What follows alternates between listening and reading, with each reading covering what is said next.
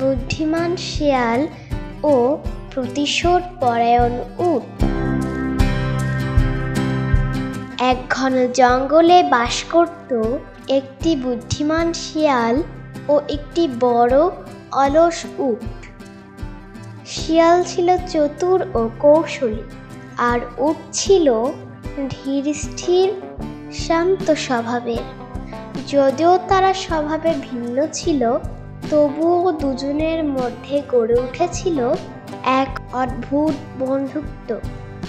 একদিন শিয়াল বলল, বন্ধু, চলো নদীর ওপারে যাই। শুনেছি সেখানে চাষের জমিতে অনেক সুস্বাদু ফসল আছে, পেট পুড়ে খেতে পারবো। উট রাজি হলো। উটের উচ্চতা ও শক্তির জন্য শিয়াল নদী পার হতে তাকে প্রয়োজন ছিল। উট তাকে পিঠে তুলে নদী পার করিয়ে দিল। দুই বন্ধু মিলে কৃষকের জমিতে ঢুকে পড়ল। দুজনে খেতে শুরু করলো। গম, আখ, সবজি যা সামনে পেল সবই খাচ্ছিল। খাওয়ার পর শিয়াল হঠাৎ গান গাইতে শুরু করলো। উট বলল, বন্ধু, এখন গান গাইলে বিপদ হবে। কৃষক শুনে ফেললে আমাদের ধরা পড়তে হবে। শিয়াল হাসতে হাসতে বলল, আমার তো গাইবার স্বভাব। বন্ধু, গানে বাধা দিলে বন্ধুত্বের ফাটল ধরে। আসলে এটা ছিল শিয়ালের চালাকি।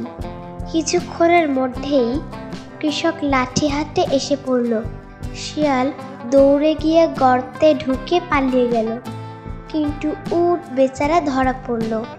কৃষক তাকে দড়ি দিয়ে বেঁধে অনেক মারল। অবশেষে কৃষক চলে গেলে আহত উট নদীর পাড়ে এলো। শিয়াল সেখানে বসেছিল। সে কিছুই বলেনি, শুধু বলল, চলো এবার বাড়ি ফিরি। উট কিছু না বলে আবার শিয়ালকে পিঠে তুলে নদীর মাঝখানে গেল।